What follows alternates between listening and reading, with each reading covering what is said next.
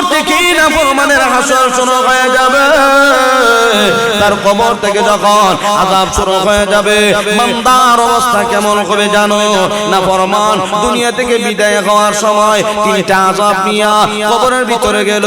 নবী বলেন কবরে ঢোকার পরেও আরো তিনটা আযাব তার জন্য অবধারিত। এক নাম্বার হলো দুই পাশের মাটি এত জোরে আঘাত দিবে হাড্ডিগুলি চুরমার হয়ে যাবে। যখন বান্দা হাড্ডিগুলি চুরমার হয়ে যাবে, চিৎকার মারবে, আমারে বাঁচাও, আমারে বাঁচাও। 3.5 হাত মাটির নিচে যাওয়ার পরেও এত চিৎকার দিবে দুনিয়ার কেউ শুনবে না।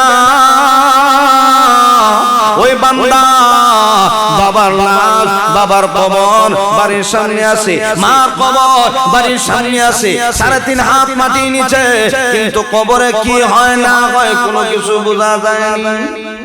আল্লাহর নবী বলেন এত আযাব দেওয়া হয়, লোকটা যত চিৎকার দিবে দুনিয়ার কেউ শুনবে না, দুনিয়ার কেউ তাকে সাহায্য করবে না। ওই সেই আদরের সন্তান যাবে না আপনাকে সাহায্য করার জন্য, আদরের বিবি যাবে না আপনাকে সাহায্য করার জন্য, আদরের বন্ধু যাবে না আপনাকে সাহায্য করার জন্য। দুনিয়াতে কত মানুষের সাথে আপনার সম্পর্ক ছিল, কেউ যাবে না, কেউ যাবে না আপনাকে সাহায্য করার জন্য। এই লোকটাকে যখন চাপ দেওয়া হবে হাড্ডিগুলি চুরমার হয়ে যাবে, বান্দা চিৎকার দিবে আমারে বাঁচাও, আমারে বাঁচাও, কেউ যাবে না। 2 নম্বর আযাব হলো হাদিসের বর্ণনায় নবী বলেন আসজাউল আকরা নামক বিষাক্ত একটা অজগর সাপ তার কবরে দেওয়া হবে। এই সাপটা এত ভয়ঙ্কর হবে, নবী বলেন ওই সাপটা যখন একবার চুবল মারবে 70 হাত মাটির নিচে চলে যাবে, আবার উঠানো হবে, আবার যখন কামড় দিবে আবার 70 হাত মাটির নিচে চলে যাবে। এইভাবে করে কিয়ামত পর্যন্ত এই সাপ বান্দাকে কামড়াইতে থাকবে। 3 নম্বর আযাব হলো নবী বলেন অন্ধকার কবরে জাহান্নামের আগুন, অন্ধকার, এই অন্ধকার আগুন তার কবরের ভিতরে দেওয়া হবে, বান্দা আগুনে জ্বলবে, আমারে বাঁচাও। দুনিয়ার কেউ তারে বাঁচাবে না, দুনিয়ার কেউ তাকে সাহায্য করবে না। আল্লাহর নবী বলেন মরণের আগে 3টা, কবরে ঢোকার আগে 3টা, কবরের ভিতরে যাওয়ার পরে আরো 3টা, সর্বমোট কয়টা? এই 6টা আযাব একজন নাফরমান বেনামাজি যখন দুনিয়া থেকে বিদায় হবে এই শাস্তিগুলি তার জন্য অবধারিত। এই জন্য আল্লাহ বলেন সাবধান হয়ে যাও। ফেরেশতারা বলবে মা সালাকাকুম ফি সাকার, এই কঠিন অবস্থায়, এই কঠিন পরিস্থিতি, এই জাহান্নামের দিকে কেন তোমরা আসছো? কে তোমাদেরকে নিয়ে? ফেরেশতারা পর্যন্ত এই কথা বলবে, কেনই বা এখানে আসছো? জানো না এখানে কি পরিমাণ কষ্ট হবে? কেন আসছো? এই জন্য আল্লাহ রাব্বুল আলামিন বলে বান্দা আমি আল্লাহ তোমাদেরকে দুনিয়াতে দিলাম আমল করার জন্য, কারণ আসলে কঠিন ময়দানে সর্বপ্রথম বান্দার হিসাব হবে, আমলের হিসাব হবে নামাজ। আউয়ালু মা ইউহাসাবু বিহিল আবদু ইয়াউমাল কিয়ামাতিস সালাহ। এ বান্দা দুনিয়ার জমিনে নামাজ পড়েছো কিনা জবাব দাও। নামাজ পড়লে জবাব দেওয়া সহজ হবে, নামাজ না পড়লে জবাব দেওয়ার কোনো কুদরত নাই, মিথ্যা কথা বলার কোনো সুযোগ তো থাকবে না। এই জন্য নামাজের প্রতি গুরুত্ব বাড়ান, নামাজের প্রতি আগ্রহ বাড়ান। সাহাবায়ে কেরাম যেভাবে নামাজ পড়ছেন, নবী যেভাবে শিক্ষা দিয়েছেন এইভাবে নামাজ পড়ার চেষ্টা করা। এখন যদি জিজ্ঞাসা করে ও ভাবি ভাই কোথায় গেল, বলে নামাজে কত সময় লাগবে? 3 মিনিট 5 মিনিট লাগবে, আইতাছে 5 মিনিট লাগবে, মসজিদ থেকে আইতাছে। দাঁড়াও দাঁড়ায় থাকতে থাকতে মসজিদ থেকে আইবে, কোন রকম সালামটা ফিরে এসে ইমাম সাহেব জুমার দিনে খুতবা দেয়, খুতবার অবস্থায় মসজিদে ঢুকে কোন রকম ফরজ নামাজটা হই যায়। জুম্মার আগে যে 4 রাত আছে, পরে যে 4 রাত আছে, এটার কোনো ধারে কাছে নাই। কোন রকম নেতা বেতা হয় তো আরো সমস্যা, ধাক্কায় একবার বরাবর ইমাম সাহেব পিছে গেল। আর এমন অবস্থায় গিয়ে বোঝা যায় এমন তো ফিসা আর কেউ কুদ্দ অবস্থায় গিয়ে ধাক্কায় দেখায় গিয়ে মানুষের পিছনে আমিও তো বিতাম পারি কত বড় মুসলিম আয় সবার শেষে বয় গিয়ে সবার আগে এমন কোন মানুষ যদি মসজিদের সমস্যা করে আরো দইরিয়া ও বারিন্দাতে ফেলায় তোমার মতো নেতা মসজিদে নামাজ পড়ার দরকার নাই কে কইছে তোমার নামাজ হইবে লাগিয়া নামাজে সবার হক সমান গরিব হোক ধনী হোক নামাজের বেলায় সমান না কোনো পার্থক্য আছে যে এখানে মেম্বার সাহেবের নামাজ আলাদা চেয়ারম্যান সাহেবের নামাজে ইন্ডিয়া তো একবার ডাইরেক্ট আসমানে গিয়ে উঠে কোন সিস্টেম আছে নামাজের বেলায় কোনো ইয়া নাই সব সমান এখন কেউ নামাজের মুসল্লিরা উষ্টায় লাইতে লাগা কি এক অবস্থা এটা ইদানিং আমার মসজিদে এক মুরব্বী আছে এবারে অভ্যাস হয়ে গেছে কত কথা যে বেটা ওয়াজ বুঝি না তো গীতা হইবে সারা মানে মোহব্বত আছে ঠিক আছে আইতে দিই জায়গা দাগা খেত শুক্রবারে এবারে খেত গোসল করে আইতে দেয়া যায় মাস খুতবা শুরু হইছে এখন তো বেটা জায়গা নাই আয় কষ্ট করে আমার বিষয় এমন কিছু মুসল্লি আছে তো সাবধান খুব কেয়ারফুল সাহাবায়ে কেরাম নামাজের প্রতি কতটুকু গুরুত্ব দিবেন আমলের প্রতি তারা কতটুকু গুরুত্ব দিবেন হযরত আলী রাদিয়াল্লাহু আনহু উলামায়ে কেরাম আছেন হযরত আলী যখন আযান হইতো নামাজের প্রস্তুতি যখন নিতেন উনার শরীরের মধ্যে যেন আলাদা একটা কম্পন শুরু হয়ে যেত যে আমি কার সামনে গিয়ে দাঁড়াবো আল্লাহর সামনে এখন আল্লাহর সামনে কিভাবে দাঁড়াবো কিভাবে দাঁড়াইলে বেয়াদবি হবে না আল্লাহর সামনে তো দাঁড়াইলে যদি বেয়াদবি হয়ে যায় কিভাবে দাঁড়াবো একটা ভয় ঢুকে দেয় ভিতরে খাদেম জিজ্ঞাসা করে হুজুর শরীরের মধ্যে কোনো অসুস্থ নাকি বলে না বাবা তাহলে এই অবস্থা কেন করেন বলে আল্লাহর সামনে গিয়ে দাঁড়াবো জি আল্লাহ সবকিছু বানাইলো আমারও বানাইলো রিজিকও দেয় আল্লাহর হুকুমে দুনিয়াতে চলি এখন আল্লাহর সামনে গিয়ে দাঁড়াবো জি আল্লাহ সবকিছু দিল এখন কেমনে গিয়ে দাঁড়াবো যদি বেয়াদবি হয়ে যায় কিভাবে বসলে কিভাবে নামাজটা পড়লে আমার আল্লাহ খুশি হবে আর আমার নামাজটা আসমান পর্যন্ত যাবে এই ভয়টা দিলের ভিতরে শুধু ধাক্কাইতে আছে সুবহানাল্লাহ জোরে কান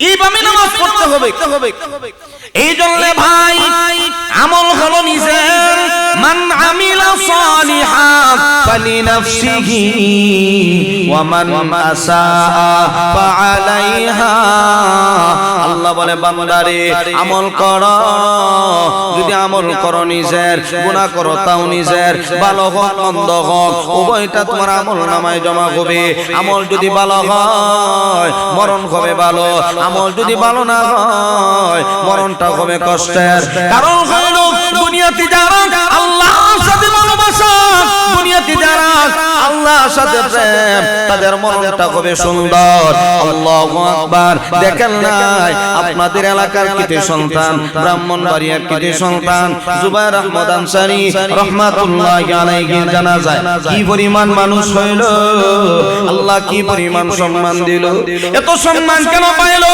এটা আল্লাহর ওয়াদা যারা দুনিয়াতে আল্লাহর সাথে সম্পর্ক লাগাইছে আমার আল্লাহ ওই বান্দাগুলিরা যখন দুনিয়া থেকে উঠায় নিয়ে যায় আমার আল্লাহ সম্মান দিয়ে নিয়ে যায় কারণ হইল ওরা দুনিয়াতে আল্লাহর সাথে একটা আলাদা সম্পর্ক হয়ে যায় ইন্নাল্লাযীনা ক্বালু রাব্বুনাল্লাহ সুম্মা ইসতাকামু তাতানাজ্জালু আলাইহিমুল মালাইকা আল্লা তাখাফু ওয়ালা তাহজানু ওয়া আবশিরু বিল জান্নাহ আল্লাহ রাব্বুল আলামিন বলে ইন্নাল্লাযীনা ক্বালু রাব্বুনাল্লাহ যারা বলে আমাদের রব আল্লাহ সুম্মা ইসতাকামু আর এই কথার উপরে ইস্তেকামত থাকে তাতানাজ্জালু আলাইহিমুল মালাইকা মালাইকা। এই কথার উপরে ইস্তেকামত থাকে। আল্লাহ বলে আমি আল্লাহ ফেরেশতা পাঠায়া দেই আমার ওই বান্দাগুনি সারাটা জীবন আমি আল্লাহর কথা মতো জীবন পরিচালনা করছে, আমি আল্লাহর হুকুম মেনেছে, সারাটা জীবন আমি আল্লাহর রব মেনেছে। আমার ওই বান্দাগুনি দুনিয়ার জমিন থেকে যখন বিদায় হবে আমি আল্লাহ ফেরেশতা পাঠায়া দিব, রহমতের ফেরেশতা। আল্লাহর হাবিব বলি এ মায়ের উম্মত, একজন নেককার বান্দা যখন দুনিয়া থেকে বিদায় হয় আজরাইল হাজির হয়ে যায় সুগ্রাণ লাগাইয়া, জান্নাতি পোশাক, জান্নাতি ঘ্রাণ, এত সুন্দর আকৃতিতে আজরাইল যখন সামনে হাজির হয়ে যায়, শুধু তা না জান্নাতি নিয়ামতগুলি তার চোখের সামনে তুলে ধরা হয়। শুধু তা না, নবী বলেন 500 রহমতের ফেরেশতা আছে। কেন আছে?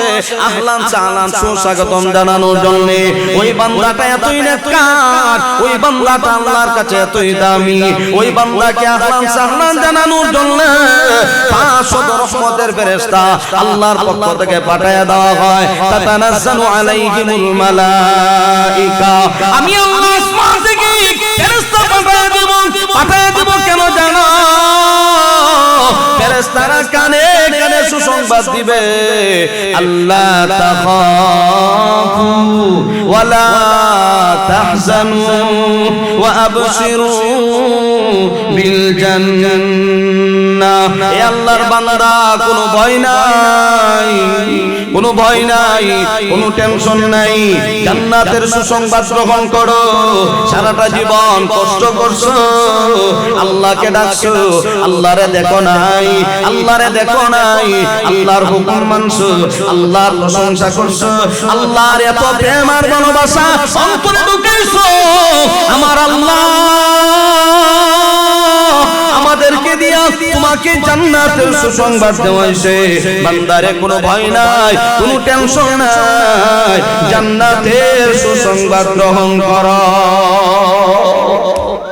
শুধু তা না, আল্লাহ রাব্বুল আলামিন বলে ওই বান্দার রূহগুলি যখন বের করা হবে এত শান্তিদায়ক মৃত্যু হবে। আল্লাহ রাব্বুল আলামিন বলে ইয়া আইয়াতুহান নাফসুল মুতমাইন্না ইরজিই ইলা রাব্বিকি রাদিয়াতাম মারদিয়া ফাদখুলি ফি ইবাদি ওয়াদখুলি জান্নাতি। সুবহানাল্লাহ একবার বলেন। ইয়া আইয়াতুহান নাফসুল মুতমাইন্না, হে পবিত্র আত্মাওয়ালা, ইরজিই আফিরা ইলা রাব্বিকি রাদিয়াতাম মারদিয়া, তোমার রবের দিকে ফিরে আসো সন্তুষ্ট চিত্রে, তোমার রবের দিকে ফিরে আসো। ইরজিই ইলা রাব্বিকি রাদিয়াতাম মারদিয়া ফাদখুলি ফি ইবাদি। আল্লাহ বলবে বান্দা আমার নেককার বান্দাদের সাথে শামিল হয়ে যাও। ওয়াদখুলি জান্নাতি, জান্নাতের ভিতরে প্রবেশ করো। আজ থেকে তোমাকে আমি আল্লাহ জান্নাতের মেহমান বানায়া দিলাম। জান্নাতের মেহমান আল্লাহ বানায়া দিবেন। এমন জান্নাত যে জান্নাতের ভিতরে কোনো কিছুর অভাব থাকবে। দুনিয়াতে নানান ফল আছে, আপেল আছে, আঙ্গুর আছে। 1 কেজি ফল আনলে দেখা যায় 250 গ্রাম 200 গ্রাম ওই পচা থাকে ভিতরে। একবারে মোটামুটি খারাপ না, ভালোই দেয়, কিন্তু দেখা যায় শেষমেশ ভিতরে পচা ঢুকায় দেয়। অথবা এটার মধ্যে ফরমালিন আছে। আল্লাহ কয় জান্নাতের ভিতরে এমন ফল দিব, এমন নিয়ামত দিব যে নিয়ামতের মধ্যে কোনো ফরমালিন থাকতো না, শুধু খাইবা আর মজা লাগবে। সুবহানাল্লাহ জোরে একবার। এই যে আমরা ছোটবেলা দেখছি আমাদের দাদা মুরব্বি যারা ছিল কি পরিমাণ খাইছে। এত বড় গামলা কন্যা আপনারা বল দেয়া যায় ফজর পরে আয়া বেটা গরু আলো যাইতো, এর ভিতরে কাঁচা মরিচ দিয়ে একশো মেরে গেছে। বড় গামলা দেয়া এক গামলা মেরে গেছে। আইতাছি 10টা হিন থেকে আরো এক গামলা। আগে আমরা ছোটবেলা কি পর্যন্ত রুচি দেখছি মুরব্বীরা, এখন এই পর্যন্ত রুচি এখন আর কেউ নাই। নিয়ামত কমে আইতেছে তো, কারণ কিয়ামত তো গোনাই আসতেছে না, যত দিন যাবে তত রুচি কমবে। এখন আমার সাথে